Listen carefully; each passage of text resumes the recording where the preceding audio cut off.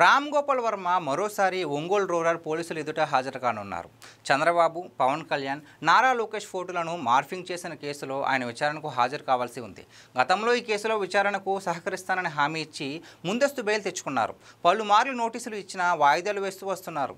ఇవాళ విచారణకు హాజరు కావాల్సిన పరిస్థితి ఏర్పడడంతో హాజరవుతారని భావిస్తున్నారు. ఎన్నికలకు ముందు వైసీపీకి పనిచేశారు ఆర్జీవి. తన సోషల్ మీడియా ఖాతాలో టీడీపీ, జనసేన నేతలపై ఇష్టం వచ్చినట్లుగా పోస్టులు పెట్టేవారు. టీడీపీ నేతలను కించపరుస్తూ సినిమాలు కూడా తీశారు. చివరికి టీడీపీ సోషల్ మీడియాకు చెందిన 3 మహిళలు తమపై అసభ్య భాషను ప్రయోగిస్తున్నారని పోలీసులకు ఫిర్యాదు చేసిన సమయంలో తీసిన ఫోటోను మార్ఫింగ్ చేసి పోస్ట్ చేశారు. అది సీరియస్ అంశం కావడంతో కేసులు నమోదయ్యాయి. ఆర్జీవి ఇలా వైసీపీకి పనిచేసినందుకు ఆయనకు డబ్బులు కూడా ప్రభుత్వ ఖాతా నుంచి ఇచ్చారు. ఆయన తీసిన ప్రాపగండా సినిమాను ఫైబర్ నెట్లో ప్రసారం చేస్తామని చెప్పి పెద్ద ఎత్తున డబ్బులు చెల్లించారు. కానీ ఆ సినిమాను ఎవరూ చూడలేదు.